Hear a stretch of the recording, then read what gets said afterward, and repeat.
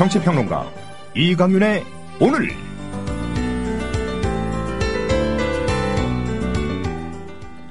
안녕하십니까, 이강윤입니다. 12월 24일 수요일 시작합니다.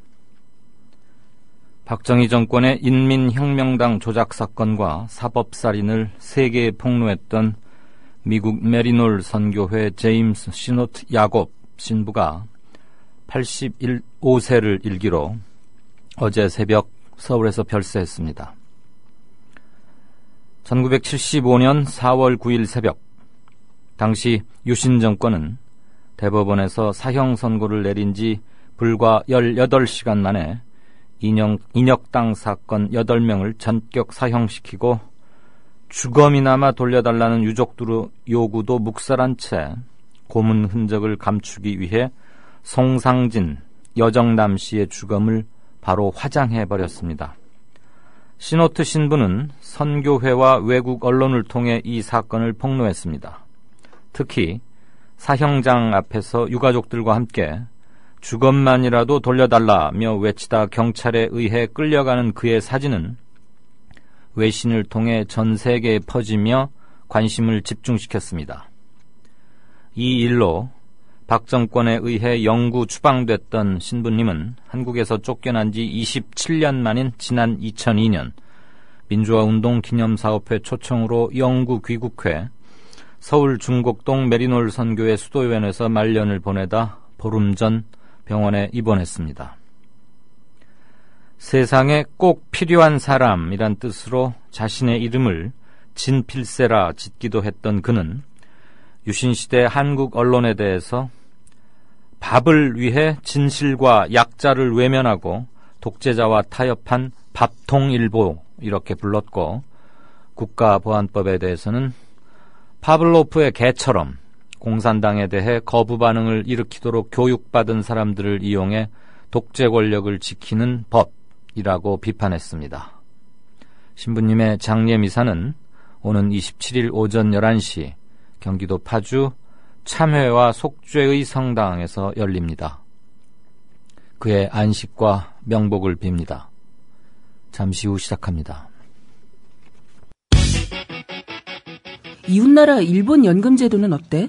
2012년 기준으로 일본은 모든 국민에게 기초연금 77만 원을 지급하고 노동자에게는 별도로 후생연금 208만 원을 주고 공무원들에게는 공무원연금 282만 원을 지급한대. 그럼 국민들에게는 기초연금 77만 원에 208만 원을 더해서 285만 원을 주는 거네. 그렇지. 일본은 공적연금만으로 노후생활 70%를 책임져 주는데 우리나라는 사적연금과 국민연금 모두 합해서 노후생활 보장률이 30%밖에 안 돼. 그래? 우리나라와 일본 차이가 많이 나네? 국민 여러분, OECD 국가 중 공적연금 수준이 가장 낮은 나라가 일본입니다. 공무원연금을 낮출 게 아니라 국민연금을 공무원연금 수준으로 높여야 합니다. 공적연금 강화, 국민 여러분과 함께 만들어가겠습니다. 전국 공무원 노동조합. 부장님, 대리운전은 뭐 부를까요? 대리운전 블랙박스 주는 1800-6606 대리운전이 있지 않은가? 20회 이용시 블랙박스를 주는 1800-6606 블랙박스 대리운전이요? 그럼 검색창에 블랙박스 대리운전을 검색해보게. 홈피에는 다양한 상품들도 있다네. 저기 부장님, 블랙박스 대리운전에서는 국민TV에 후원도 한다면서요. 자네도 블랙박스도 주고 후원도 하는 1800-6606 이용하게. 역시 대리운전은 1800-6606.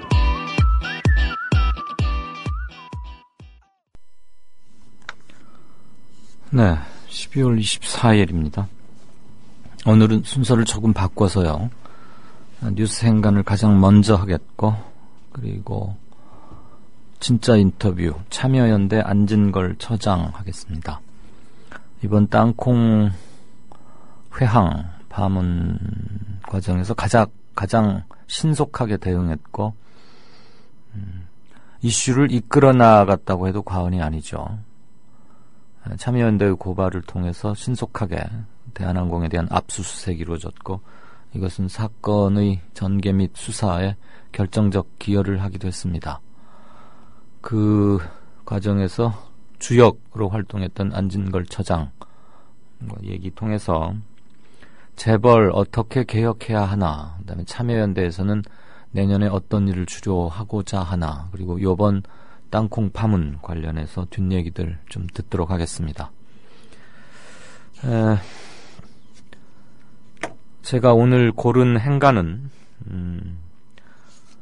올해 금융권 신규 사회이사 10명 중 4명이 관료 출신이다 이라는 제목의 연합뉴스 기사입니다. 아시다시피 관피아가 지난 4월 세월호 참사 이후 우리 사회의 커다란 해결해야 할 문제로 떠올랐음에도 전혀 진척이 이루어지고 있지 않다라는 게 수치로 드러난 겁니다. 우선 해당 기사의 한 대목 먼저 들으시겠습니다. 올해 신규 선임된 금융권 사회이사 10명 중 4명이 관료 출신인 것으로 조사됐다. 관피아 논란에서도 관료 출신 사회이사에 대한 금융업계의 선호도는 여전히 높은 셈이다. 기업 경영성과 평가 사이트인 CEO 스코어가 오늘 자산 2조 원 이상 118개 금융사의 3분기 말 사회이사 현황을 조사한 결과 명단이 공개된 88곳에서 올해 신규 선임된 120명의 사회이사 중 관료 출신은 47명으로 40%에 달했다. 금융감독원, 한국은행, 예금보험공사 등 공공기관 사회이사도 관료 출신으로 분류된 결과다. 그 뒤를 학계 25.8%, 재계 20%, 언론 9.2% 등이 이었다. 네. 관료 출신이 40%입니다. 그러니까 열의 4명은 관료죠. 그리고 그 다음으로 많은 게 학계, 교수들이겠죠. 그 다음 재계, 언론계가 9.2%를 차지했더군요. 자산 2조 원 이상 금융사에서 활동하는 사회이사로 조사 범위를 좀 넓혀보면 모두 339명이 있습니다. 이 중에서 관료 출신은 125명입니다. 전체의 36.6%, 그러니까 37%쯤 되는 거죠. 아까 말했던 것은 118개 금융사에 대해서 조사를 한 거고요. 이거는 조사 범위를 조금 달리 했더니 조금 숫자는 변동이 있습니다. 학계가 31%, 그리고 재계 19%, 언론인 6%, 그리고 법조인 2.4% 등 순입니다. 이것을 지난 2012년, 그러니까 2년 전인 2012년 3분기 말과 비교해보면 전체 관료 출신 비중이 당시 38.1%에서 올해는 1.5%포인트 낮아졌습니다. 그런데 이것은 자산 2조 원 이상 전체 금융사로 했을 때 조금 1.5%포인트 낮아진 것이고요. 아까 처음 들으신 자산 2조 원 이상 중에서도 CEO 스코어가 조사했던 그 118개 금융사만 따로 따져보면은 40%니까 지난 2년 전보다 1.9%포인트 좀 늘어난 거죠. 그리고 학계, 금융계 출신들은 여전히 관료 출신에 비해서는 현격히 낮았습니다. 그러면 관료들이 주로 어디 출신이냐, 이것도 한번 들여다볼 필요가 있겠죠. 관료 출신 사회이사 125명의 이전, 그러니까 관료로 재직 당시의 근무처는 기획재정부가 34명, 가장 많았습니다. 퍼센트로는 27.2%입니다. 그러니까 전체 사회이사 10명 중 4명이 관료인데 관료 4명 중 1명은 기획재정부 출신이다. 이런 얘기가 되는 거죠. 그리고 법원과 검찰 등 법조인 출신이 25명으로 20%입니다. 금융감독원 있죠. 신부는 99.5% 정도는 공무원이라고 할 수 있지만 공무원 그 자체는 아니고요. 급여나 이런 것들은 또 민간에서도 매우 높은 수준의 대우를 받고 있습니다. 그러니까 힘은 힘대로 부리면서 조사권 이런 걸 다 가지고 있으니까요. 그러면서 대우는 또 민간 금융사에 못지않은 걸 받고 있다. 그래서 무소불위다. 도대체 여기는 좀 브레이크가 없는 곳이다. 이런 비판을 많이 받는 곳이기도 합니다. 이 금융감독원 출신이 13명입니다. 비중으로는 10.4%. 그리고 소리 없는 강자죠. 한국은행. 한국은행 출신이 8명, 6.4%입니다. 이런 곳들은 비교적 전공과 관련이 좀 있습니다. 물론 법원이나 검찰 여기 출신 법조인들은 금융하고 직접적 관련은 없는데 무슨 수사나 조사 관련해서 문제가 좀 생긴다거나 사내 법무 담당 뭐 이런 것을 해야 할 때는 이들이 또 요긴하게 쓰이겠죠. 대부분은 뭐 금감원, 한국은행, 그다음에 기획재정부 전부 다 금융과 직결된 곳들입니다. 그런데 조금 눈에 띄는 게 청와대 출신이 7명, 5.6%입니다. 청와대 그냥 여긴 빵빵한데 근무했으니까 그냥 가는 겁니다. 대통령을 모시고 제일 힘센 기관에서 일을 하다가 무슨 일인가로 아무튼 청와대를 떠나야 할 때 사회이사로 이렇게 심어준 거죠. 물론 여기는 전공 불문입니다. 뭐 청와대 안에도 물론 경제 관련 비서관실이 있고 경제기능도 물론 합니다만 꼭 거기 출신만 가는 게 아니고 그냥 청와대에 무엇으로든 근무를 했다. 그러면은 그 힘으로 간 사람들이 7명이었다. 퍼센트로는 5.6%니까 뭐 그렇게 높은 건 아닙니다. 그리고 이제 이 밖에 뭐 산업은행 출신 5명, 국세청 4명, 그리고 감사원 출신 3명, 또 조금 특이한 게 산업통상자원부 출신이 3명입니다. 산업통상자원부는 실물경제의 사령탑이라고 할 수 있는 곳인데 아시다시피 금융과 산업을 철저히 분리해 놓고 있고 그것은 나라 경제의 건강함을 위해서도 꼭 필요한 조치로 아직까지 여겨지고 있죠. 이른바 금산분리법. 그래서 재벌 관련 대책, 경제책 내세울 때는 뭐 금산분리법은 손도 댈 수 없는 건데 기업들에서는 금융 뭐 이를테면 삼성전자나 현대자동차 이런 데서 금융업까지도 할 수 있다면 얼마나 좋겠습니까? 해당 금융사를 통해서 자기 사금고처럼 쓸 수도 있고 말이죠. 그러다가 큰일 나죠. 저축은행 사태에서도 많이 봤고.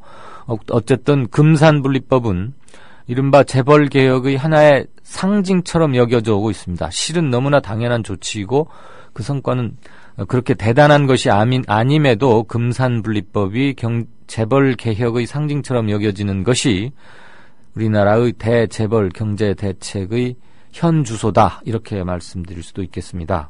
그런데 산업통상자원부는 그 금산분리법에서 대척점에 있는 금산의 산에 해당하는 것이죠. 산업통상자원부. 그러니까 금융하고는 그닥 큰 관련이 없는데 여기도 꽤 실물경제를 주무르다 보니까 손도 크고 또 마피아의식이 매우 강해서 여기 출신도 글쎄 3명이나 금융기관의 사회이사로 가 있는 점이 약간 이채롭습니다. 청와대 출신 7명, 산업자원부 출신 3명, 합쳐봤자 10명이니까 10%도 채 되진 않습니다만 그런 점은 제 눈에는 대단히 이채로워 보였습니다.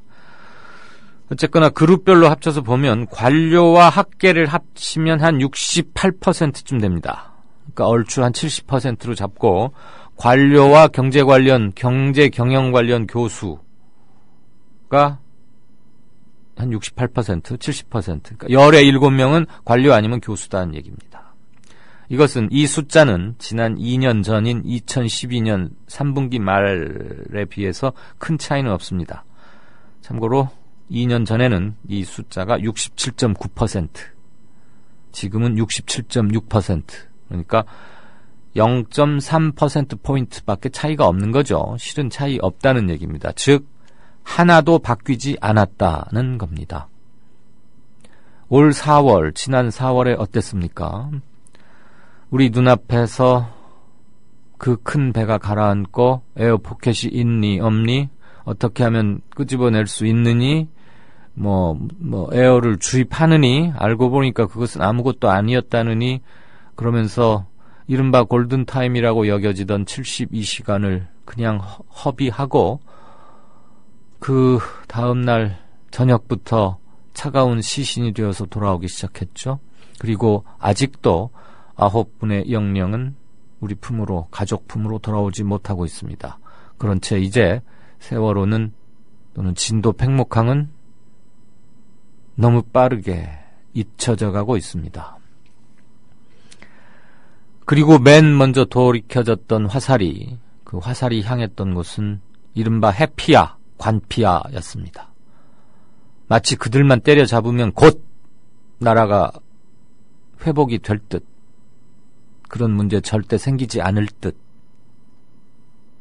우리는 곪고 골맞던 종기를 떼내어 버릴 수 있을 듯 했습니다.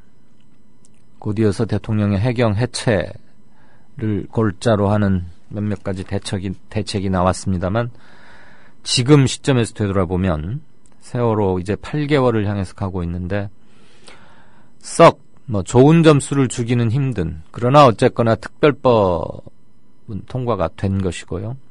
그 특별법에 의한 이제 기초작업을 하기 위한 조치가 막 시작된 셈입니다. 그 봄과 여름 우리를 분노케 했던 단어 관피야, 그리고 적폐, 이것은 한낱 말잔치, 분노의 출구, 그런 것은 아니었는가 하는 생각을 지울 수 없습니다.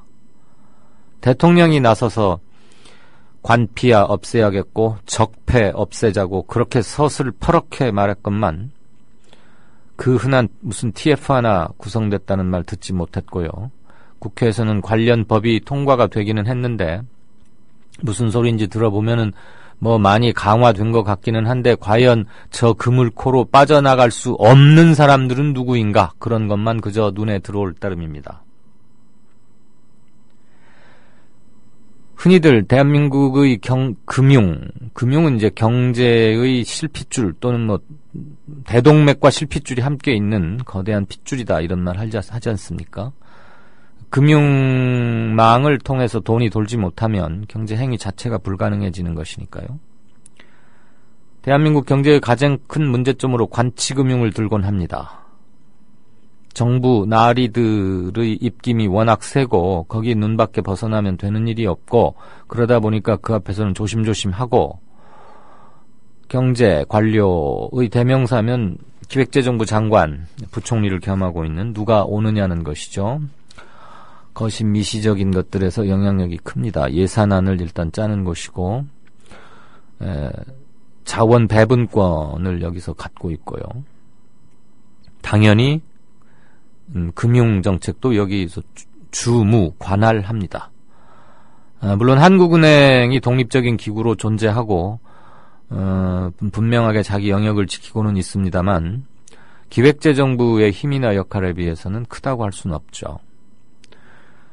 그 관치금융의 폐해는 관료들이 자기들이 짜놓은 정책 방향과 시간표대로 한국의 금융산업을 재편하거나 이끌고 가고, 끝나고 나면 자기가 관료로서 끝나고 나면 기획재정부 차관으로 옷을 벗으면 수출입은행장이나 기업은행장, KB그룹 회장 이렇게 간다. 차관 보로 옷을 벗으면 어디를 간다. 국장 하다가 물러나면은 어느 레벨의 금융사로 간다. 이게 다 정해져 있습니다. 관행이란 이름으로. 대표적으로 봤던 게 이명록 KB은행 바로 직전 회장과 지금 금융위원회 사람들 사이에서 벌어졌던 대혈투 같은 거죠. 관치금융 철폐해야 한다고, 시장경제 논리에 따라야 한다고 그렇게 강조하건만 이들이 이렇게 10명 중에 4명이 관료 출신 사회이사로 채워지는데 어떻게 관치금융을 벗어날 수 있겠습니까? 이러면서 무슨 관피아를 해결한다고 하겠습니까? 이 정부는 말만 큰 소리 쳐놓고 손은 그냥 놓고 있었다. 이거 오래된 통계가 아닙니다. 지난 3분기 말입니다. 3분기니까 1, 2, 3, 4, 5, 6, 7, 8, 9, 9월 말 통계네요. 4월 16일 참사가 있고 난 뒤에 5, 6, 7월 그 석 달 동안 관피아만 때려잡아야겠다고 그렇게 하고서 다시 조사해 봤는데 2달 지나서 9월 말 일자로 조사해 봤더니 2년 전과 하나도 바뀌지 않았습니다. 그리고 2년 전의 이 수치는 그보다 5년 전에 비해서 약 20%포인트가량 늘어난 수치들입니다. 그러니까 결론적으로 적어도 금융업계에서 관피아의 힘은 최소한 줄어들지 않았다는 것이죠. 그럼 그동안 정부는 뭐 하고 있었을까요? 대통령이 그렇게 앞장서서 말을 했는데 공연불이었던 거 아닙니까?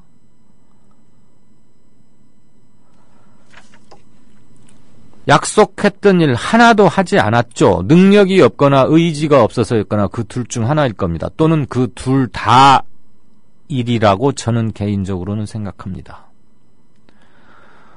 오로지 정치적인 일로 자기의 고정적 지지층만 데리고 가는 뭐 이런 것들, 뭐 청와대 문건 파문에서도 보여주고 세월호 특별법 가지고 벌였던 씨름을 한번 생각해 보십시오.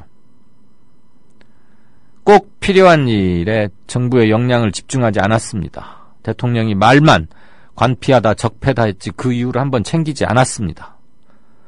문체부의 아무개 국장하고 아무개 과장이 참 나쁜 사람이라더라 그러면서 그 장관 불러다가 혼 좀 내시오 했고 별 혼을 안 내니까 이틀 뒤에 다시 그 어떻게 됐냐고 그런 거는 챙기면서 국민 앞에 눈물로 호소하고 뜯어고치겠다고 말했던 관피아, 해피아, 뭐 적폐 이런 것들 그냥 공연불이었습니다.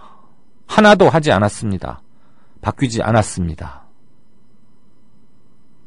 이게 비정상의 정상화를 부르짖은 박근혜 정부 만 2년의 성적표이자 현주소입니다. 내년에는 일하겠다고 하는데 무슨 일을 어떻게 하겠다는 것인지 궁금은 합니다. 이런 것 놔두고 다른 무엇을 하겠다고 한들 그게 얼마나 설득력을 얻을 수 있을지 지극히 의문입니다. 오늘 CEO 스코어라는 곳에서 기업 경영 성과 평가 사이트죠. CEO 스코어라는 곳에서 집계한 이 자그마한 숫자 하나, 무슨 대단한 비밀이거나 그런 것도 아닙니다. 행정정보가 기밀로 묶여져 있는 것도 아니고 이 숫자 하나를 통해서도 우리는 현 정부 2년의 성과, 스코어, 점수, 성적표 보고 있습니다. 이 정부는 백성들 편안하게 할 의지도 능력도 없는 게 분명한 것이 아닌가 싶습니다. 그저 오로지 입으로만, 옷으로만,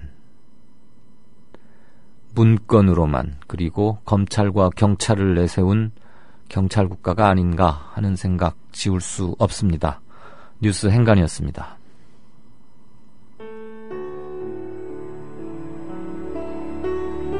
경남 거창에 사는 조합원 백함나무님.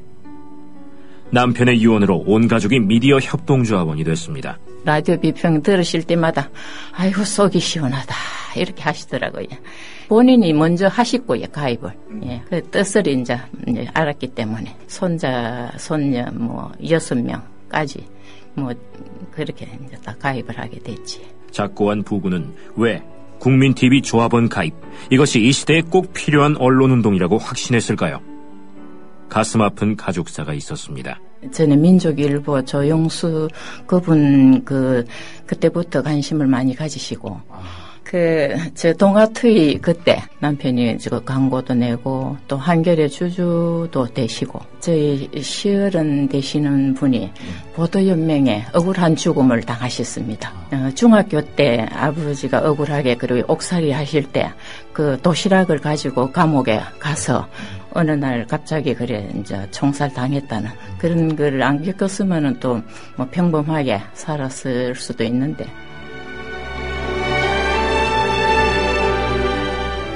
여러분도 공정언론 건설에 함께하지 않으시겠습니까? 국민.tv 미디어 협동조합 홈페이지에 들어오셔서 조합원으로 가입해주세요. 전화 서울 3144-7737, 3144-0933으로도 하실 수 있습니다. 네, 진짜 인터뷰입니다. 아까 말씀드린 대로 참여연대 안진걸 사무처장 연결하겠습니다. 안 처장 연결돼 있습니까? 네, 연결되어 있습니다. 안녕하세요. 예. 여전히 씩씩하시군요. 이렇게 막 절망이 많은 나라일수록 네. 저희라도 힘을 내서 네. 이 에너지를 우리 청취자들에게 전달해서 힘을 더 내자 이런 취지입니다. 아, 예. 역시 감동적입니다. 아닙니다. 네, 열심히 하겠습니다. 시민운동가에서 가장 정력적으로 활동하는 핵심 운동가인데 예. 방송에 이 즈음에 말이 다 엉키는군요. 이 즈음에 방송에 꼭 필수적인 덕목마저도 아주 훌륭하게 가르쳐 주십니다. 고맙습니다. 저는 참고로 시민운동가라고 생각을 해본 적이 없고요. 네. 단지 그냥 우리 시대의 시민들과 함께하는 시민단체 스텝이라고 생각하고 있습니다. 고맙습니다. 실무자 중에 한 명입니다. 예. 부담 없이 생각해 주시면 고맙겠습니다.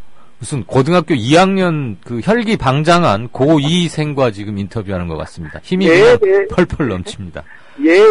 그 이번 땅콩 예. 부사장 뭐 램프 리턴이라고 하나요? 그 회항 파동 관련해서 예. 가장 혁혁하게 활동, 특히 초기 대응에서 잘 해오셨는데 예. 땅콩 회항과 관련 비행기 그 이제 탑승부로 되돌아온 그 사건과 관련해서 예. 정보를 아주 신속하게 입수했습니다.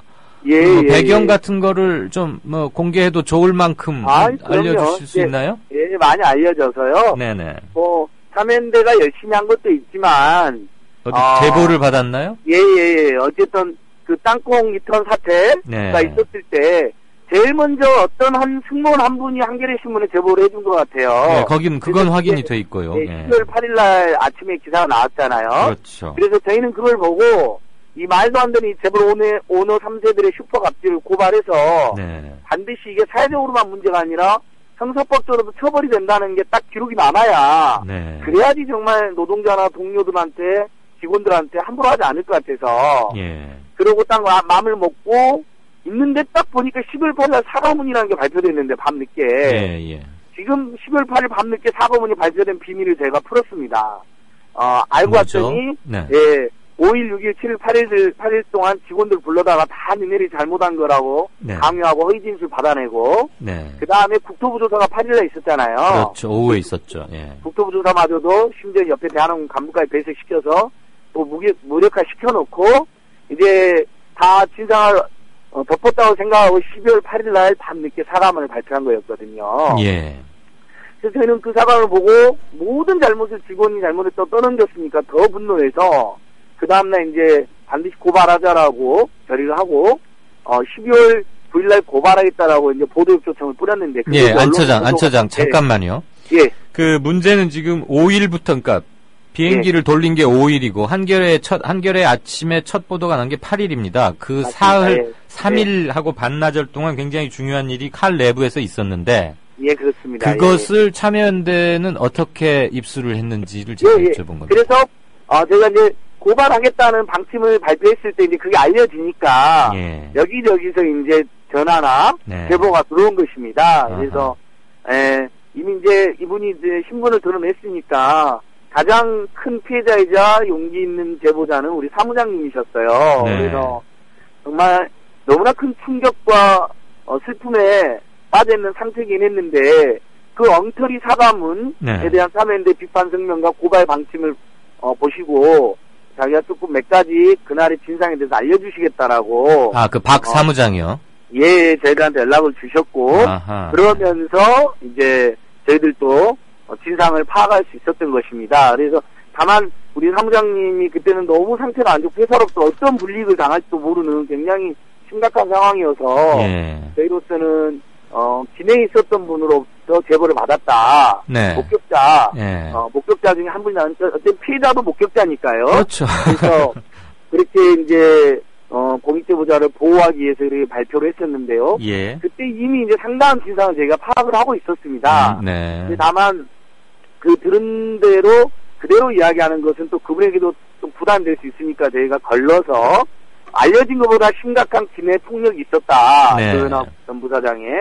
그리고 그것을 무마하기 위해서, 은폐하기 위해서 허위 진술을 강요해서 증거인멸 혐의가 있다. 이렇게 최초 저희가 이제 두 가지 문제 제기를 한 거죠. 12월 10일 날 고발하면서 거기 모였던 100여 명의 기자들의 그 사실을 널리 알린 겁니다. 그래서 그때부터 알려진 것보다 심각한 기내 소란과 난동, 심지어 욕설과 폭행이 있었다. 이제 나가기 시작했고, 그다음에 그것을 대한항공이 덮기 위해서 조직적으로 증거인멸을 시도했다라는 게 참으로 나가는 겁니다. 근데 아니나 다를까 하나씩 밝혀지는데 지금 그런 게 다 사실로 확인이 된 거잖아요. 그래서 저희도 당시엔 좀 조심스럽긴 했지만 실제 현장에 있던 분의 증언이 있었고, 그 다음에 한겨레신문의 또 다른 승무원의 제보를 간접적으로 저희가 접했기 때문에 그것들을 종합해서 조심스럽지만 이제 몇 가지 진실을 알고 있었던 것이고, 그 후로 이제 사무장님이 KBS와 SBS 인터뷰를 하시면서 이제 본인의 목소리를 담담하게 국민들께 전달해 주셨기 때문에 저희들이 이제 그때 그 용기 있게 진상 알려주신 분이 사무장님이었다.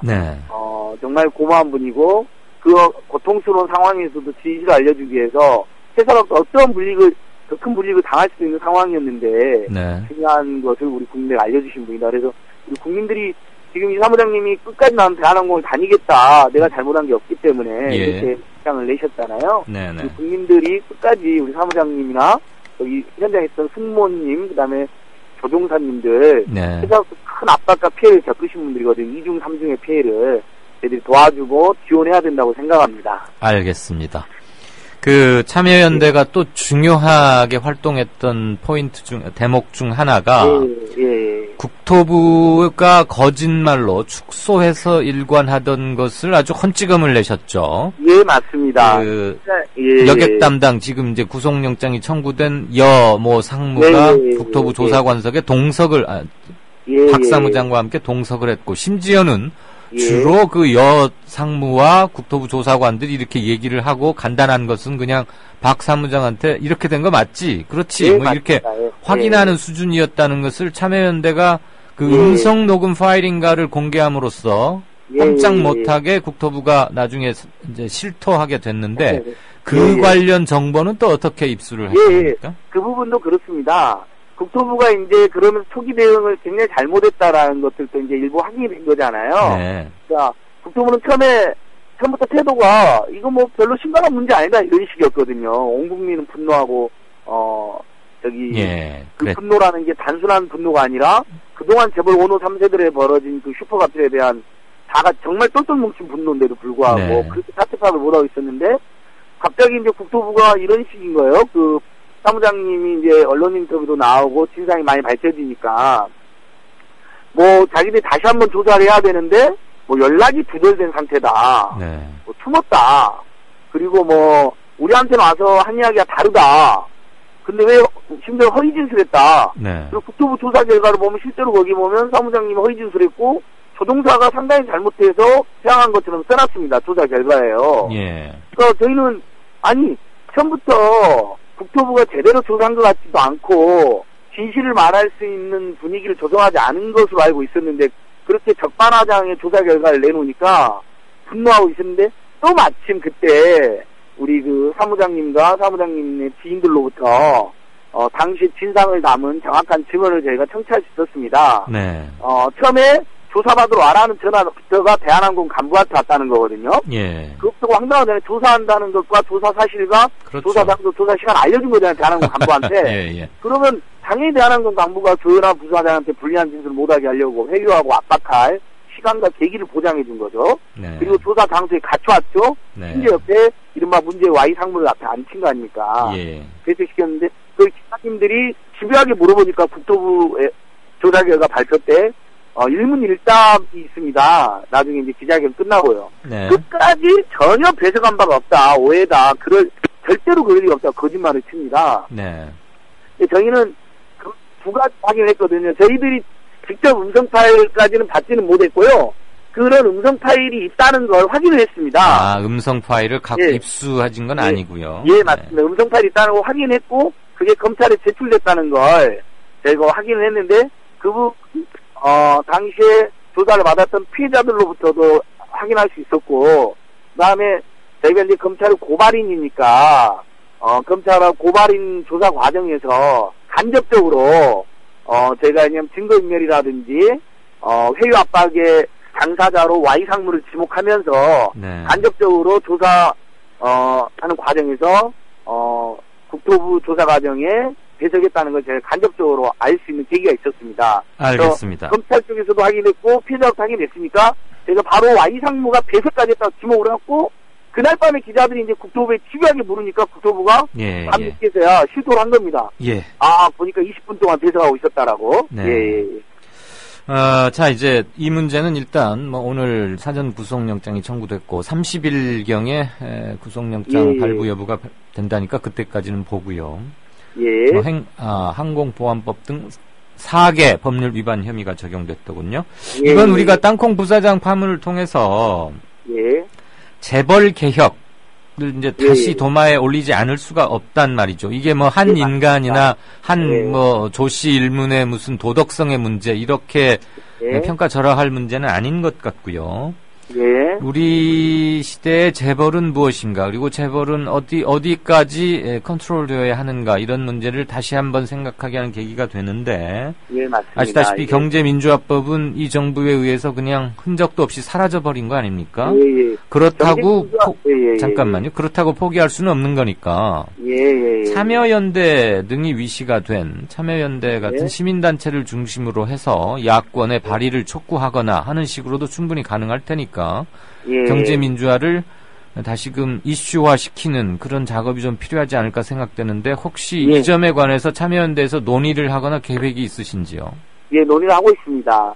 그러니까 저도 이제 우리 청취자한테 당부드리고 싶은 말씀이, 조현아 씨 개인에 대한 일탈에 대한 분노로만 이게 그쳐서는 안 된다. 물론이죠. 보면 조현아 씨뿐만 아니라 대한항공에 지금 조양호 회장부터 해서 자제들까지 계속 물일이 이렇게 많이 나오지 않습니까?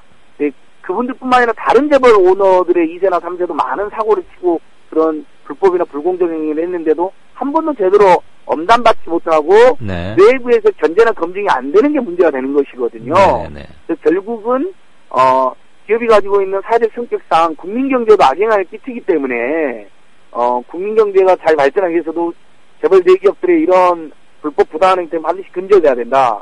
그다음 내 외부에 오너 3세들의 경영 능력뿐만 아니라 도덕성, 특히 불법 불공정 행위를 했을 때 견제받고 검증되고 감시받는 그런 체계가 내부적으로도 마련돼야 되고 외부적으로도 마련돼야 된다. 내부적으로는 노동조합의 기능이 확대되고 이 사회가 노동자나 외부에 감시하는 대표들이 조금 더 보완돼야 되고, 조현아 전 부사장이 이런 일이 자주 있었다고 하거든요. 그러면 그 전부터 계속 누군가가 그걸 체크하고 견제하고 개선을 촉구했으면 이렇게까지 상황이 심각하지 않았겠죠. 근데 전혀 그런 감시나 견제 장치가 없는 거고, 외부적으로도 검찰이나 공정위가 불법이나 부당한 행위를 했을 때 불법 부당 불공 만약에 엄단하고 항상 엄벌했으면 그게 무소수라도 함부로 안 했을 거예요. 근데 늘 봐주기로 일관하다 보니까 내부에서도 지적하는 사람이 하나도 없죠. 외부에서도 항상 봐주죠. 그것이 지금 독버섯처럼 이렇게 퍼졌고, 결국은 그 오너들의 잘못된 행태로 대한항공이라는 큰 대기업에도 큰 타격이 지금 당하지 않았습니까? 입히지 않았습니까? 저희가 예를 들면 한 회사가 어려워지는 걸 바라는 사람들은 아니잖아요. 한 기민을 어떻게 해버리자는 게 아니잖아요. 그러면 안 차장, 그 구체적인 그러니까 법률 발의의 형태로 하겠다는 얘기입니까? 맞습니다. 앞으로 저희들 지금 이번에 삼성의 이건희 자녀들이 엄청난 부당이들을 몇 조를 얻는 것 때문에 국민들이 분노가 큰데, 거기에 대해서도 이학수 방지법, 이재용 방지법 지금 논의를 하고 있지 않습니까? 그런 것처럼 이런 불법 불공정 행위를 내부적으로 견제하려면 이제 상법, 또 공정거래법, 이런 여러 가지 관련 법에서 그런 견제 장치나 감시 장치를 기업 내부적으로도 문화나 관행으로도 그걸 정착해야 되겠지만은 법 개정으로도 좀 접근할 필요가 있다. 그렇죠. 그래야 강제력과 시스템을 바꾸는 거죠. 맞습니다. 마지막 질문 하나 드리겠습니다. 이것과 좀 연장선상에 놓여 있을 것 같은데요. 참여연대가 꼭 경제 문제에만 국한하는 건 아니니까. 참여연대는 여전히 시민단체 중에서 중요한 역할과 비중을 차지하고 있습니다. 내년도 역점 사업이 있다면 뭘 하시려고 합니까? 저희가 올해 20주년이었는데요. 우리 국민들 입장에서는 시민단체들이 열심히 하는 것 같지만은 많은 부분도 아쉽고 또 때로는 실망도 하시는 것 같아요. 그 이유가 이명박 정권, 박근혜 정권이 지난 7년 동안 너무나 많은 민주주의나 인권이나 민생이 파괴되지 않았습니까? 최근에도 4대 강인이 자원외교니 남북 뭐 전부 다 정말 불법 부당한 짓들이 하나씩 다 밝혀지고 있는데 그거에 대해서 좀 더 치열하게 맞서고 투쟁해야 된다라는 의견이 많이들 계시는 것 같아요. 네. 그래서 저희들이 열심히 했다고 자부는 하지만 그래도 부족한 부분이 있었다. 그래서 이 정권의 퇴행을 막는데 적극 대응해야 된다.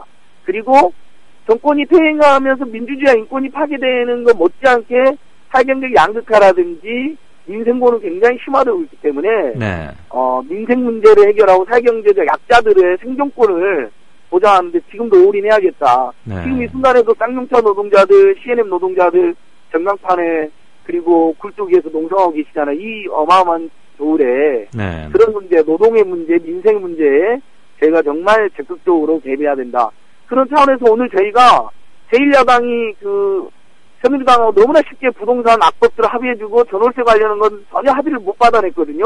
네. 그래서 도대체 지금 야당 맞냐라는 강력한 손톱 이자가 냈는데요. 네. 그 와중에 저희는 야당하고도 싸우겠다 심지어. 네.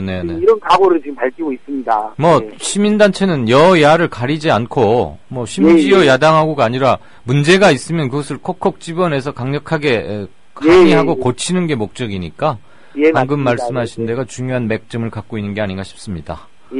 언제 들어도 활기차고 힘이 넘치는 활동가 그리고 운동가 그리고 방송인.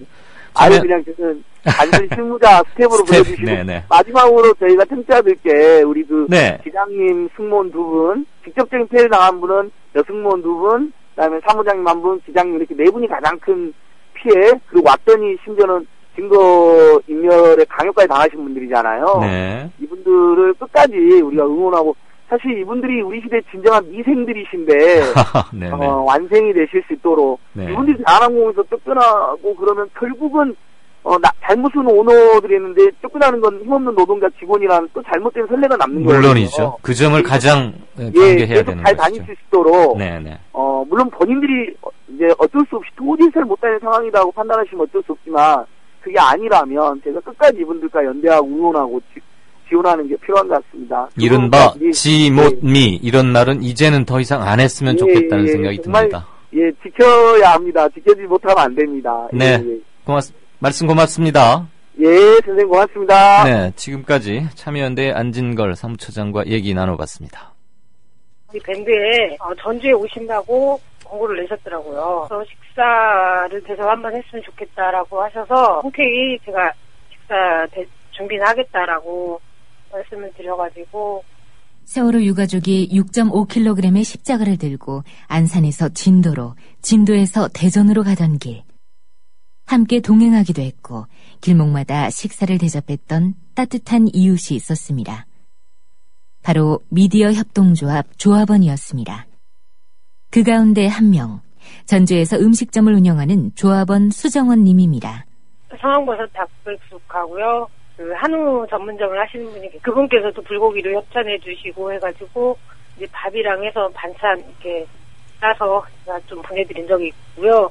하루빨리 특별법이 통과가 돼서 진상규명이 이루어져서 유가족들의 가슴 아픈 그런 부분들을 빨리 써드려야 된다라고 생각하고 있습니다. 착한 사람들이 만드는 아름다운 공동체 미디어 협동조합에 여러분을 초대합니다.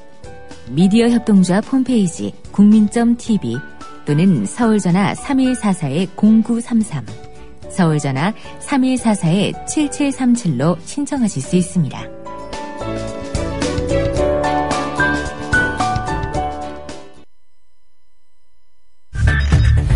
이강윤의 오늘 이제는 정가 산책으로 함께합니다. 정치권 동향 생생하게 풀어드릴 분은요. 네, 양정대 기자 안녕하세요. 네, 안녕하세요. 네, 오늘은 조금 날이 풀린 듯 합니다만 오늘 밤부터 다시 추워진다니까. 예, 그렇다 그러네요. 네, 청취자 여러분들 그리고 우리 양 차장도 잘 챙기시고요. 드디어 이제 오늘부터 국회가 정상화됐는데 네. 어제 여야 합의에 대해서 여당 내에서 호평이 상당하더군요. 네, 그렇습니다. 오늘 아침 보통 이제 매일 아침마다 네. 여야 지도부들이 아침 회의를 하잖아요. 네. 그래서 이제 대체로 그날 하루 동안에 핵심적으로 어떤 얘기를 할 건가, 우리 입장은 어떤 거다, 이런 것들 이제 밝히는 자리가 있는데, 네. 오늘 아침 새정치민주연합 회의에서는 뭐 별다른 어제 여야 원내 협상 타결 그리고 오늘 국회 정상화와 관련해서 별다른 이제 언급이 없었던 데 비해서 네. 이 새누리당의 아침 회의에서는 이 어제 있었던 여야 협상 결과에 대한 아주 극찬이 쏟아졌습니다. 극찬이요? 협상이 너무너무 잘 됐다 이런 거죠.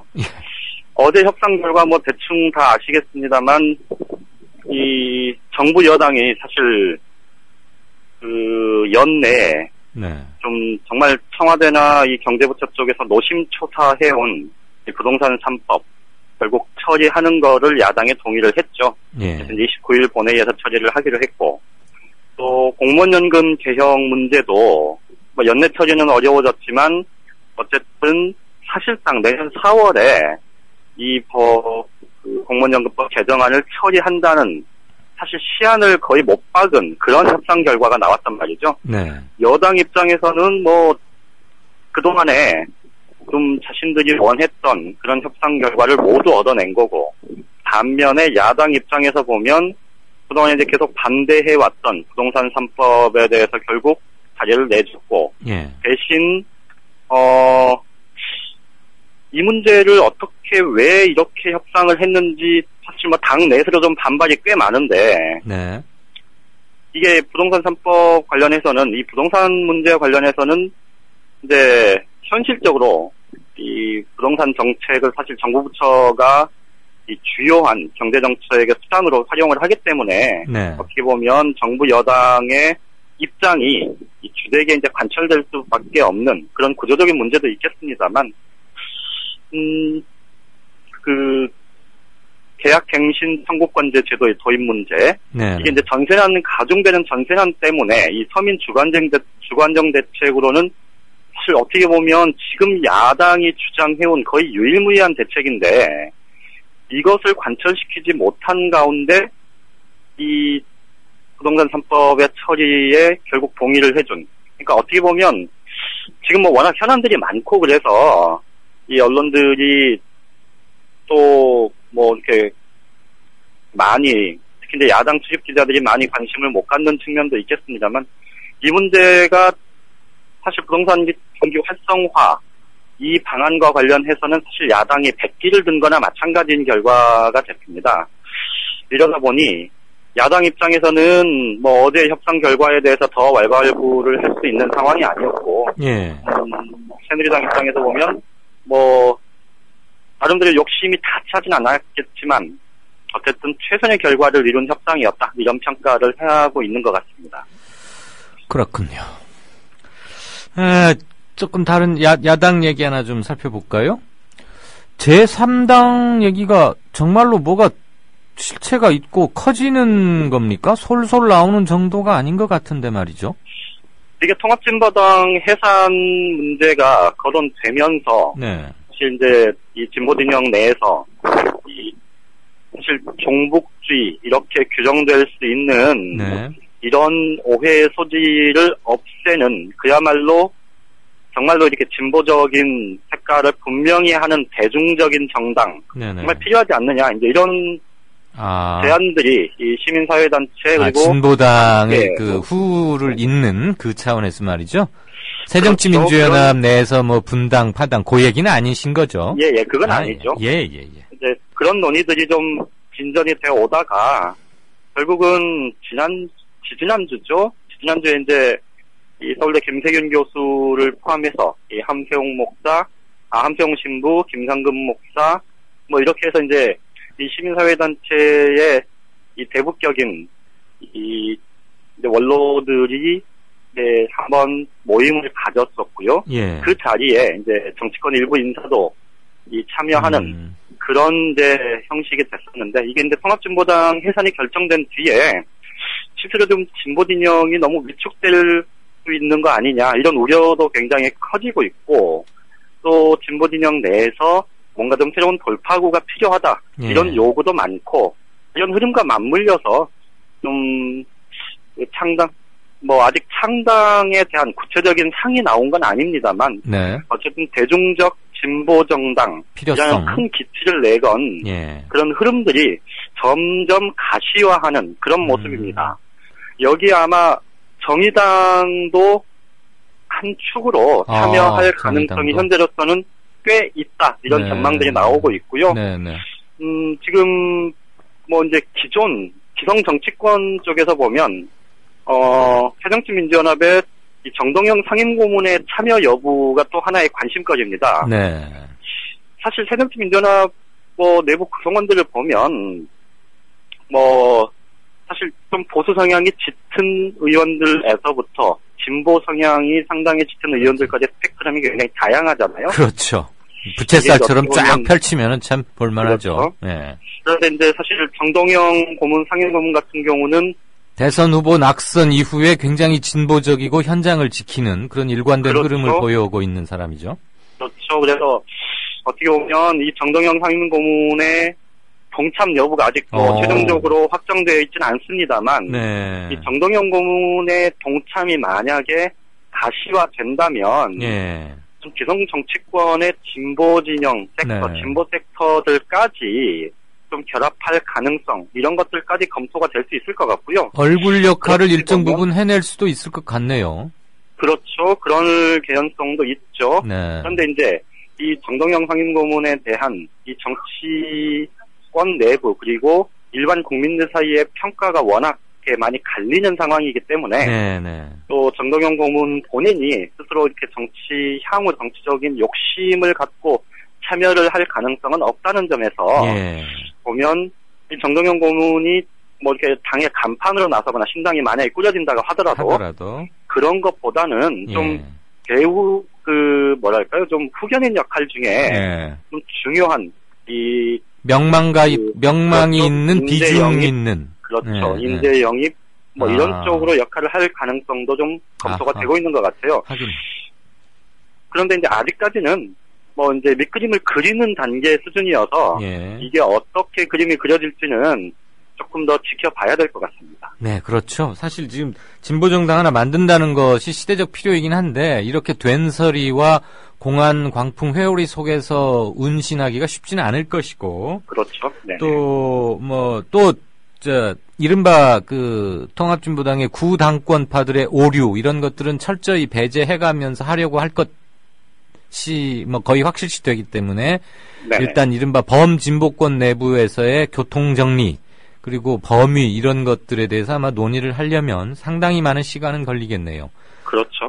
네. 그러잖아 아까 참여하고 있는 함세웅 신부 등등 해서 우리 양 기자께서 거명해 주신 분들을 보니까 일정 부분 진보 변혁 세력 내부에서는 확실한 권위와 발언권을 인정받고 계시는 그런 원로급이어서 조금 마음은 좀 놓인다 이런 생각도 들고 말이죠.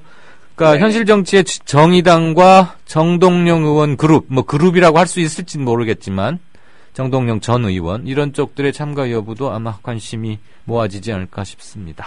그렇습니다. 네. 내일은 이강윤의 오늘이 음악으로 되돌아본 2014년이라는 특집 프로로 꾸며집니다. 그러니까 내일 우리 양정대 차장에게는 하루 동안 휴가를 드리겠습니다. 감사합니다. 모레 다시 연락하죠. 예, 고맙습니다. 고맙습니다. 정가산책 지금까지 한국일보 정치부의 양정대 차장이었습니다. 조합원 여러분, 미디어 협동조합 국민TV 사무국장 조상훈입니다. 지난 1년 국민TV는 여러분의 출자금으로 운영됐습니다. 라디오 방송을 유지하는데도 돈이 들 테니 월 조합비를 받아가라고 재촉하는 분들도 계셨습니다. 하지만 그럴 수 없었습니다. TV 방송을 시작하고 받는 게 도리라고 판단했기 때문입니다. 어려운 재정 상황을 무릅쓰고 마침내 2014년 4월 TV 방송을 시작했습니다. 이제 국민TV의 지속과 확장이 필요합니다. 여러분의 월 조합비 납부가 있어야 가능한 일입니다.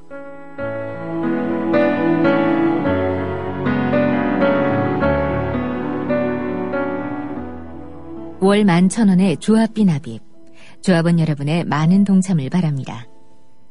자동 납부는 미디어 협동조합 홈페이지 국민.tv 또는 서울전화 3144-0933, 서울전화 3144-7737로 신청하실 수 있습니다. 조합원 여러분, 언론혁명의 끝까지 함께 해 주십시오. 자부심으로 보답하겠습니다. 네, 6시 26분 막 됐습니다. 조금 많이 늦어졌네요. 청취자 게시판 좀 보겠습니다. 한번 이렇게 포맷 코너별 시간이 바뀌면 좀처럼 게시판을 들여다볼 기회가 마땅치 않을 때가 있습니다. 코너 하나를 이렇게 넘기고 나면 말이죠. 반드시 진보 진영은 새롭게 태어나야 한다. 국물도 없수다님이 남긴 첫 문장입니다. 아마 지금 그 진보권에서 논의되고 있는 새로운 진보, 정당 창당 모색과 관련한 글이 아닐까 싶은데, 그 다음 문장은 또 교육부가 조현아 비호 보수단체 대표에게 표창을 한다고 합니다. 이런 어처구니 없는 일들은 막아야 합니다. 그러니까 땅콩 조현아 부사장을 옹호했던 보수단체 대표한테 표창장을 준다 이거죠. 교육부가. 어처구니 없는 맷돌에 콩 대신 콩가루 집어넣고 마치 맷돌로 찌은 듯 꼼수를 부리는 황당한 일들이 벌어지고 있다. 근데 표창장을 줘야 하는 게 아니고 표창을 던져야 하는 게 아닌가 싶습니다. 지금 논의되고 있는 진보 계열의 제3당 창당의 정동영계 그리고 정의당, 지금의 진보당, 그 통합진보당을 말하는 건 아마 아니지 싶습니다. 녹색당 그리고 노동당 이렇게 다 합쳐서 진보 계열의 미들 텐트 또는 진보 계열의 빅 텐트라고, 아무튼 그런 단일 텐트를 하나 만들면은 기대감을 가질 수 있을 것 같다라고 워렌 버핏 67조 님이 기회를 주셨습니다.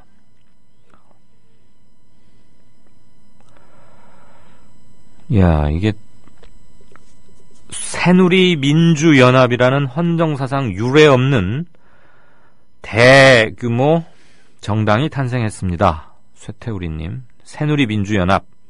아유, 이거 방송하는 사람들은 또 하나 새 당 이름을 외워야 하는 겁니까? 아직도 새정치민주연합이 입에 잘 붙지 않고 있는데 새누리민주연합. 네, 거대 괴물정당은 맞는 것 같습니다.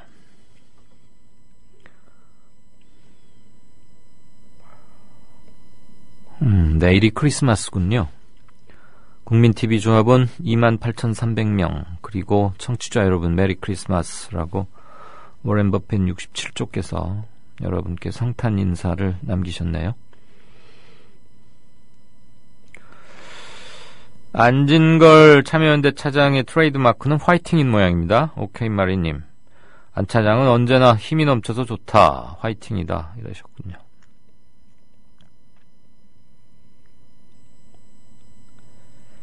이게 뭡니까? 광화문 락 페스티벌. 이게 무슨 그 포스터인 모양인데,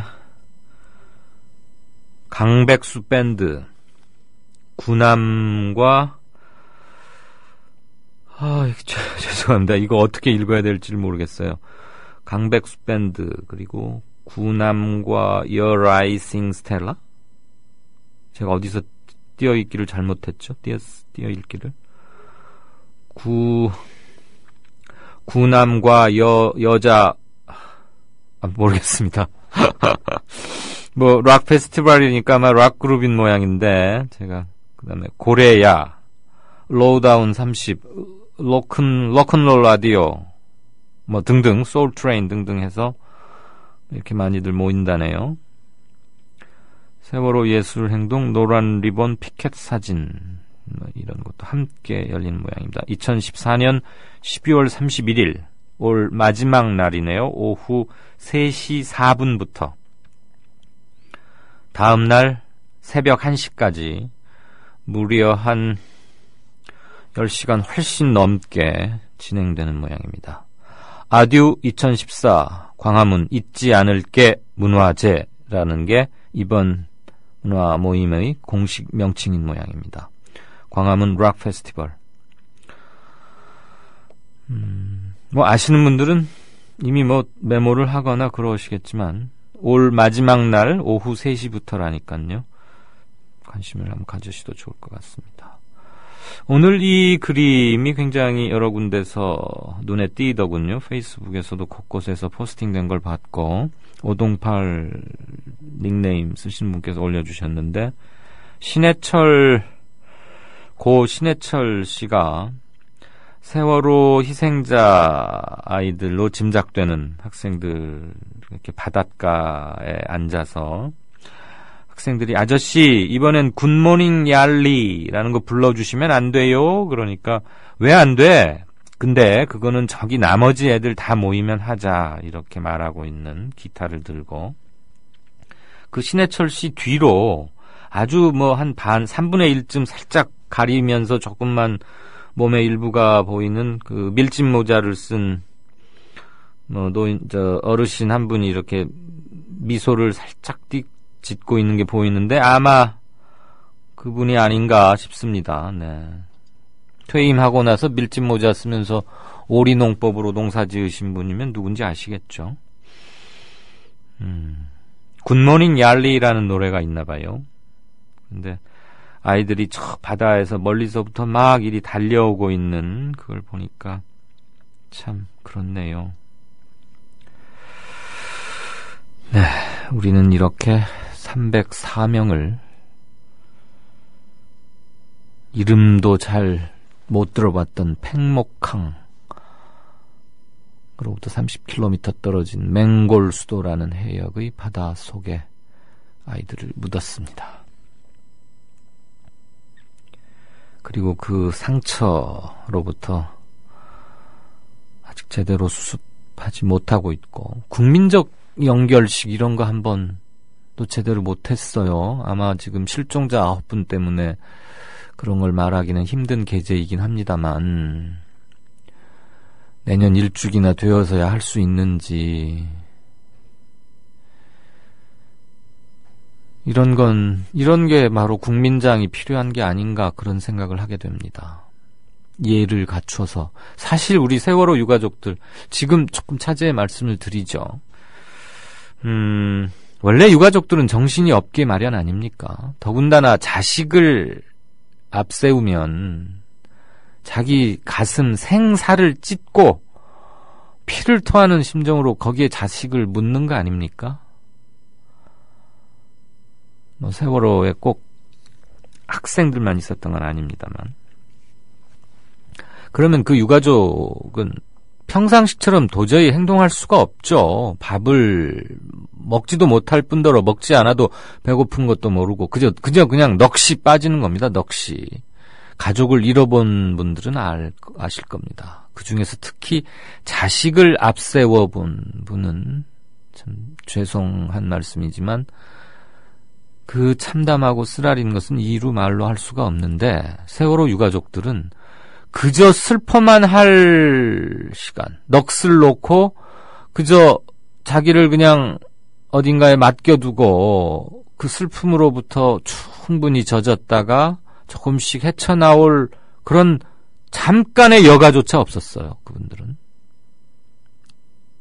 배가 가라앉았다더라, 어떻게 됐다더라 라는 말을 듣고 불이 나게 뭔가 하던 일을 내던지고 몇백 킬로를 달려가서 진도에 모여서 그날부터 새로운 전쟁이 시작된 거 아닙니까? 왜 못 구하니? 왜 잠수산 못 들어가는 거니? 어떻게 되는 거니? 그러다가 듣게 된 게 KBS 김시곤 보도국장 등등을 포함해서 비수와도 같은 망언들을 듣습니다. 그래서 이 무슨 해괴망측한 말들이냐라고 하면서 서울로 오려고 했고 그들을 가로막았던 경찰에 의해서 일시 저지당했고 그러다가 결국 5월 8일 날 KBS 앞에 와서 시위를 하죠. KBS에서는 콧배기도 나와 보이지 않았습니다. 그래서 5월 9일 새벽 3시 청와대 앞으로 몰려갔습니다. 그때부터는 격리 대상이자 차단 대상이 되어버렸습니다. 그리고 세월호 가족의 지지를 하거나 그들과 아픔을 같이 나누려고 하면 처벌과 단속의 대상이 되거나 늘 격리가 됐습니다. 생각해 보십시다. 자식 새끼를 가슴에 묻고 사랑하는 가족을 앞세우고 그리고 슬퍼할 겨를도 없었다는 게 이게 말이 됩니까? 온전히 슬퍼할 수도 없었습니다. 온갖 명예훼손과 폐부를 찌르는 비수 같은 말을 듣고서 최소한의 항의를 하기 위해서 찾아온 서울길 이후로 그들은 늘 차벽과 경찰벽 속에서 갇혀 있었습니다. 우리가 그들을 그렇게밖에 대우하지 못했습니다. 그들은 가족을 잃은 사람이 당연히 누려야 할 최소한의 아무 방해받지 말고 한번 슬퍼해야 할 시간조차 겨를조차 갖지 못했습니다. 그리고는 아시다시피 세월호 특별법 국면에서 단식으로 이어졌고요. 정말로 우리가 잘못한 게 그런 겁니다. 그래서 엊그제 2학년 생존 학생 하나가 자살을 시도했고 살아있는 우리를 또 한 번 부끄럽게 만들었는데 제대로 된 진상조사위 만들어서 출범시키는 거 보고 적당한 시기를 잡아서 국민적 연결식을 전 국민의 엄숙한 추도 아래 연결식을 치르고 그렇게 해야 하는 게 아닌가 싶습니다. 물론 유족들에게 우리가 빚을 갚는 속죄하는 방법은 확실한 진상규명과 문책과 처벌과 재발방지 안전책의 수립이겠죠. 아무튼 제가 청취자 게시판을 보다가 지난 4월, 5월, 6월이 다시 생각이 나서 안타까운 말씀에 한 말씀 드렸습니다. 좀 길어졌습니다. 몇 개 보고 뉴스 브리핑 들어가죠.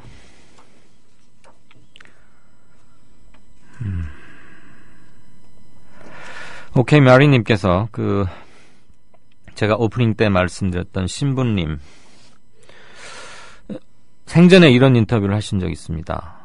누가 나에게 착할 선, 누가 나에게 선이 무엇이냐고 묻는다면 분명히 말할 수는 없다. 그러나 악이 무엇이냐고 물으면 자신 있게 답할 수 있다. 그때 내가 본 박정희 정권이 권력을 유지하기 위해 죄 없는 사람들에게 행한 그 짓이 그게 바로 악이었다 라고 분명히 그 신부님은 힘주어 말하셨다는 그 기사의 한 대목을 올려주셨습니다. 이런 신부님이 계셨습니다. 이분들도 잊지 말아야겠죠. 네, 청취자 게시판이었고요. 조금 있다가 뉴스 브리핑 시작하겠습니다. 지금 여러분께서는 정치평론가 이강윤이 진행하는 이강윤의 오늘을 듣고 계십니다. 이강윤의 오늘은 팟캐스트 포털 팟빵에서 다시 들으실 수 있습니다. 의견과 건의가 있으시면 게시판에 남겨주세요.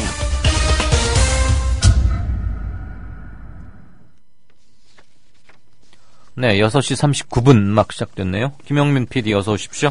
아이고 어수선합니다. 그러나 올해도 성탄절이 찾아왔습니다. 네. 메리 크리스마스.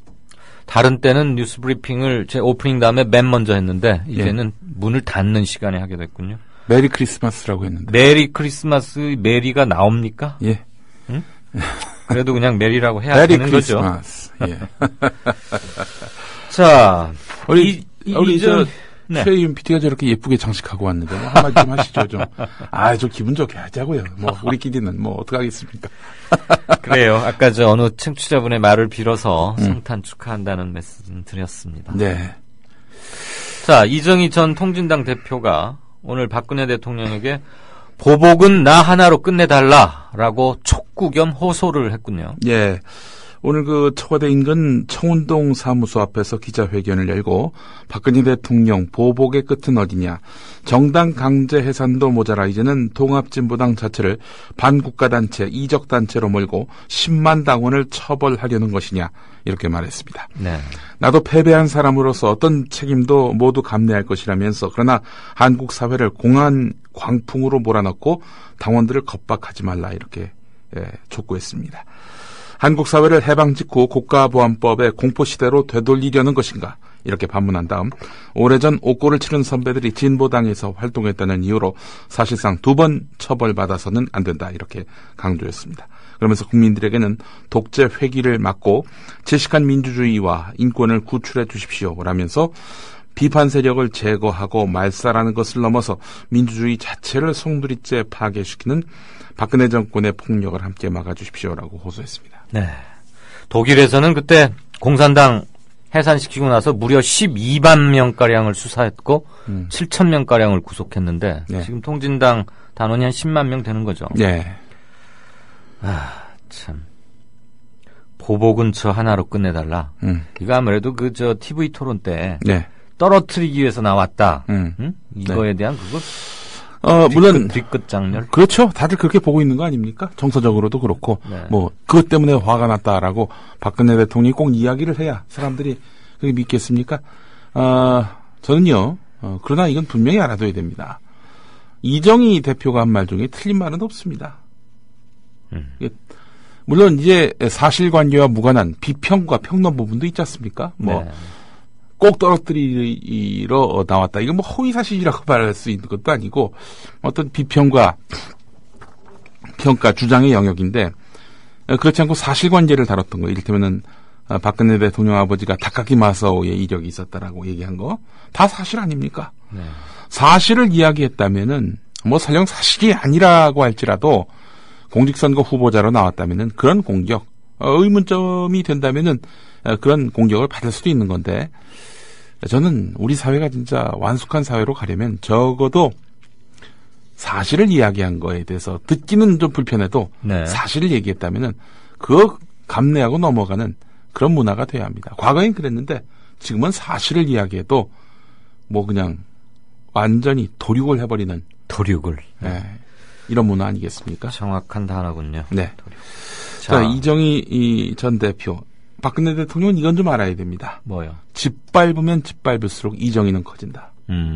이건 분명히 알아둬야 됩니다. 그래요. 자기 아버지가 그렇게 김대중 짓밟았고 훗날 김대중이 대통령 됐잖아요. 네. 이 터무니없는 논리로 지금 이 종북으로 모는 거 아닙니까? 네. 자, 이번에는 또 그 유명한 이명박 전 대통령 얘기를 좀 해보죠. 논현동이죠. 굉장히 돈 많이 들여서 지은 사저. 네. 그 앞에서 환경단체들이 규탄 시위를 벌였네요. 예, 그렇습니다. 크리스마스를 맞아서 이명박 전 대통령에게 보내는 성탄 카드 형식의 성명을 통해서 어제 국무총리실의 조사평가위원회가 당신의 업적에 대해서 평가를 내놨다. 약간의 부작용은 있으나 긍정적인 사업이었다는 종합결론에 당신은 안도의 한숨을 쉬었을지 모르겠다. 하지만 보고서를 직접 읽어보았는가? 당신이 우리에게 선물로 남긴 것은 죽어가는 강과 빚더미의 대한민국뿐이다. 이렇게 질타했습니다. 크리스마스를 맞아서 이제 우리가 당신에게 선물을 주려야 한다. 바로 4대강 운하사업의 책임을 스스로 질 수 있는 기회를 전달하려고 한다. 국회에 나와서 국정조사장에 선다면, 검찰로 나가서 사법당국의 조사를 받는다면 그것이야말로 온 국민과 4대강에게 당신이 줄 수 있는 최고의 선물일 것이다 라면서 국정조사와 검찰조사에 응할 것을 촉구했습니다. 오고 가는 선물 속에 훈훈한 연말연시를 기대하겠다. 당신의 선물을. MB 메리 크리스마스 이랬다고 하는데 말이죠. 예. 성탄 카드도 보냈네요. 네, 성탄 카드의 내용이 방금 제가 요약해서 소개한 내용인데요. 그게 그거군요. 저는 여름에 말이죠. 그 집 앞에 녹조로 라떼. 녹조가 돼버린 그런 강물을 한번 좀 뿌려봤으면 좋겠어요. 뿌려요? 네, 강물 뿌린다고 뭐라고 할 사람이 있습니까? 살포하듯이 막. 네, 그렇죠. 그 앞에서 냄새 좀 한번 맡아보라고. 큰빛 이끼벌레를 동동 띄워가지고. 큰빛 이끼벌레도 한번 그 앞에다 놓고. 무해하다면서요? 무해한 거 그 앞에 갖다 놓으면 어떻습니까? 그럼 제가 하루 휴가를 드릴 터이니까. 네. 가서 좀 골고루 4대강 거 다 함께 떠서. 글쎄요. 여름이 오기 전에 제가 국민TV를 계속 다닐지 모르겠습니다. 무슨 소리입니까? 잡혀갈 것 같아요. 예. 공안 당국에 의해서 잡혀가지고. 이게 말이야. 제가 그렇게 북한 체제를 아주 맹비난을 했고요. 아울러서 또 북한 민중들이 들고 일어나서 이 정권 교체를 해야 된다. 민중혁명을 일으켜야 된다. 이렇게 얘기해도 믿질 않아요. 그러니까 박근혜 대통령과 결이 다르면 입장이 다르면 다 정부가 아닙니까? 예. 올여름을 국민TV 다니면서 이렇게 지냈으면 좋겠습니다. 네, 그럴 것 같진 않아요. 예. 그런 말 하지 마세요. 또 청취자분들 우려하시네요. 아, 예. 네. 아니, 우리 또 청취자분들도 아마 감옥에서 같이 만날지도 모르겠다. 예. 이것도 참 좀 황당하던데. 네. 이완구, 아까 뭐, 양정기 기자도 살짝 언급은 했습니다만. 예. 이완구 새누리당 원내대표가 새정치민주연합에 대해서 야당, 그런대로 괜찮은 정당이다. 네. 앞으로 계속 존중하겠다. 이게 지금 엿먹이는 얘기입니까? 엿먹이는 얘기죠. 엿먹이는 얘기고. 모르겠습니다. 아무튼 극찬을 했다 그러던데. 엿먹이는 이야기가 아니라면은 네.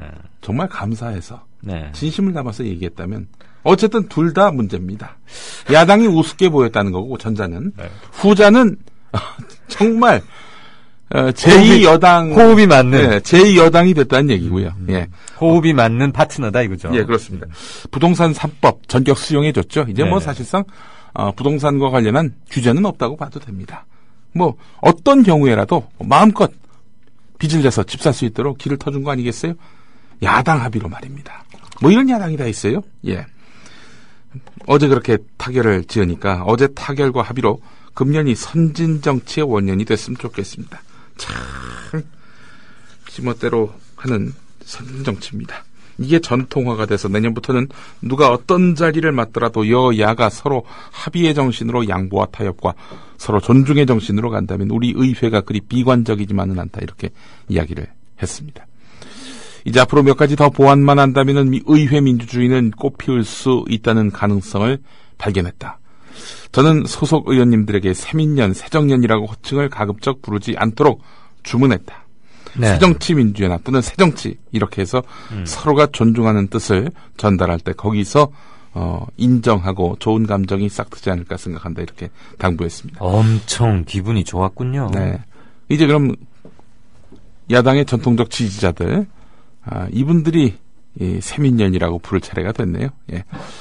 자, 그러면서 또 이런 말도 했습니다. 야유도 금지했으면 좋겠다. 저는 국회 본회의장에서 불쑥불쑥 튀어나오는 여야 의원 사이에 야유 이것도 바람직하지 않다. 몇몇 의원들에게 네. 간곡한 부탁을 드렸다. 앞으로 새정치연합을 야유하지 말 것을 당부하기도 했습니다. 오늘 조선일보도 네. 평소에 그 야당 정말 틈만 나면 종북 시비 걸었던 그런 조선일보조차도 네. 이렇게 새정치민주연합의 타협에 대해서 아주 우호적으로 보도를 해줬습니다. 마음에 그냥 쏙 들었군요. 예, 이렇게 보수한테도 박수받는 새정치민주연합 집권 가능성이 엄청나게 높아졌습니다. 그럼요. 예, 훌륭한 당이 됐습니다. 어느 청취자분께서 예. 새누리민주연합이라는 예. 초대 의석, 초대규모의 예. 대형 의석을 갖춘 정당이 태어났다. 예. 이런 꼽아주시는데 개헌도 몇 번이나 할 수 있을지 모르겠어요. 지금 130석에 150석도 하면은 통합진보당도 없어졌겠다. 288석. 예. 지켜보십시오. 이렇게 찰떡궁합 맞고 있으니 얼마나 좋습니까? 없고. 예. 이런 일이 있었군요. 예. 자, 그렇고 이건 이게 계속 뉴스가 됩니까? 이렇게 반복이 돼도? 얼마 전에 한국일보가 네. 서해면에 1단으로 보도했던 내용입니다만은 이제 드디어 이게 말하자면 그러니까 이게 하도 성추행 얘기가 나오니까 네. 이게 뉴스에서는 반복성이면은 희소성이 없어가지고 기사로서 선도가 떨어진다 이런 그 언론학 개론에 나온 얘기가 있는데 네. 새누리당이 또다시 성추행 파문에 휩싸였다. 네. 기사 안 될 것 같은데. 드러나 봅시다. 이 서장원 포천시장 이 사람이 피의자 신분으로 소환돼서 네. 조사받고 있다고 합니다. 56세인데 여성 지인인 52세 박모 씨를 강제 추행하고 이를 무마하려고 비서실장과 브로커를 통해서 박 씨에게 현금 9천만 원을 건넨 혐의를 받고 있습니다. 박 씨는 경찰 조사에서 3차례에 걸쳐서 9천만 원을 받은 사실을 밝혔다고 하는데요. 이것뿐만 아니라 9천만 원이 적힌 차용증도 건넨 것으로 조사 결과 드러났습니다. 그러면 총 1억 8천만 원을 준다는 얘기입니까? 그렇죠. 예. 무슨 추행을 어떻게 했길래 2억 원 가까운 돈을 준다는 거예요? 그래서 이제 보도 내용을 보게 되면은 성추행 정도로 이렇게 나오고 있는데. 추행으로만. 이 박희태 전 대표죠? 새누리당. 네네네. 이 사람의 여성 성희롱 사건이 여론의 도마에 오른 지 얼마 되지도 않아서 또다시 성추행 파문이 터졌습니다. 우금민 제주도지사 성추행 사건. 근데 뭐 우금민 지사가 새누리당 들어가기 전에 벌어졌던 일이고 또 제주도지사 우금민 씨를 새정치민주연합도 영입하려고 했던 거 아닙니까? 그렇죠. 뭐 아니 영입했죠. 나중에. 예, 네. 우금민 지사 성추행 사건과 관련해서 이걸 뭐 새누리당 인사들의 소행이다라고 보기는 어렵습니다만 오늘 새정치민주연합은 우금민 또 김영태 네. 이런 인사들. 그다음에 저기 강릉의 최연희 의원 동아일보 기자. 예, 성누리당 성추행당이라는 오명을 썼음에도 어떤 변화의 노력도 보여주지 않고 있다. 왜 그러겠습니까? 이걸 비판하는 야당이 뭐 무섭지 않으니까. 야, 이거 얘기했다가 야당 공세 때문에 할 일 못하겠다. 아니, 그런 염려를 전혀 주지 않으니까요. 아까 둘이 격찬하고 그랬잖아요. 네, 글쎄 말입니다. 세월이 참 유구하게 흘렀습니다. 5분, 알겠습니다. 예, 5분의 세월이 참 이렇게 길 줄은 몰랐습니다. 예. 네, 지금까지 뉴스브리핑의 김용민 PD였습니다. 날씨 들으시고 게시판 조금 보고 마무리 인사드리죠.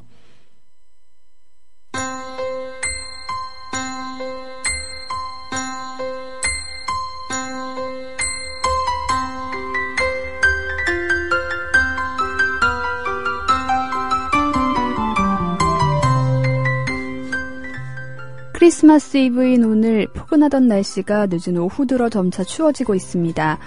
오늘 오후 2시 5.5도까지 올랐던 서울의 기온은 5시 기준으로 2.9도까지 떨어졌습니다. 밤늦게 기온은 점차 더 내려가고 강한 찬바람이 불면서 체감 온도는 더욱 낮아질 전망입니다. 오후 10시를 기해서는 춘천, 철원, 화천 등 강원도 산간지방과 파주, 의정부 등 경기도 북부, 충북 제천 등의 한파주의보가 발효될 예정입니다. 한파주의보는 아침 최저기온이 전날보다 10도 이상 내려가 영하 3도 이하이거나 이틀 이상 영하 12도일 때 내려집니다.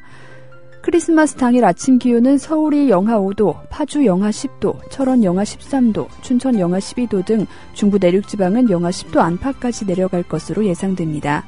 그러나 낮에는 영상권을 기록하고 전국이 대체로 맑은 날씨 보일 것으로 예상됩니다. 날씨를 마칩니다.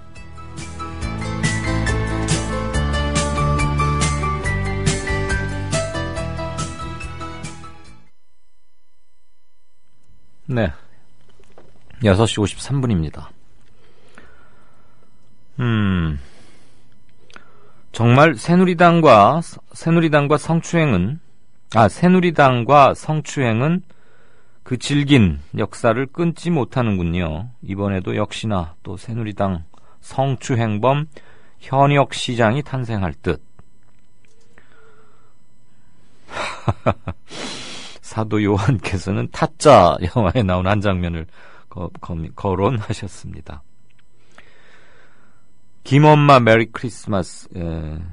죄송합니다. 김엄마라는 닉네임을 쓰시는 분인가요? 아니면 김엄마한테 무슨 별도의 의미가 있는 건가요?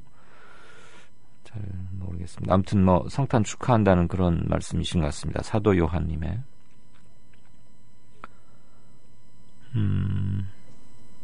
이거 또 있네요. 문광님께서 김엄마님 시스템을 어떻게 해서라도 음향 좀 올려주세요. 꾸벅. 아직도 잘 작게 들립니까? 김엄마는 김용민 PD를 일컫는 겁니까? 몰랐습니다. 어떻게 또 엄마까지 됐죠? 무슨 목사들, 또 체형에서 비롯된 별명까지는 알았는데, 김엄마까지는 모르겠네요. 그 볼륨 시스템이요. 국민TV 라디오 프로그램들 간의 소리가 좀 들쭉날쭉하다는 견해를 몇 분이 주셨었죠. 그래서 제작진에서 모든 프로그램이 일정한 볼륨으로 나가도록 이렇게 뭐라 그러죠? 레벨 게이지라 그러나요? 그걸 딱 정해놨는데 각 진행자별 성량의 크기는 조금은 있을 수 있을 겁니다. 그런데 아직도 잘 안 들리십니까? 그러면 문제인데요.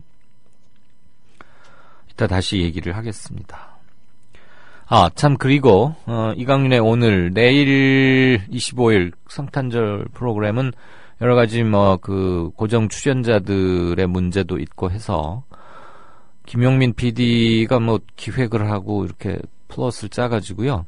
음악으로 돌아보는 2014년 특집이라고 해서 이 프로가 마친 뒤에 곧바로 녹음을 할 겁니다. 저와 김용민 PD가요. 그러니까 평소와는 다른 포맷, 다른 코너로 된다는 것을 미리 말씀드립니다.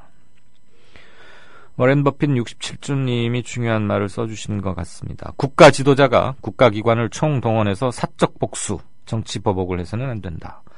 더 이상의 정치 보복은 국민이 용납하지 않을 것이다. 증거 없는 관심 판결, 헌재의 진보당 불법 해산 반대하는 국민 서명 운동이라도 해야 하는 것 아닐까라는 견해 남기셨습니다. 아울러 장도리 박순찬 화백의 4컷짜리 만화, 그리고 이정희 대표의 정치보복 중단을 호소하는 기자회견 장면을 담은 사진 다들 함께 올려주셨네요. 메리 크리스마스 이강윤님, 김엄마님 사랑합니다. 이제 이 말 알겠네요.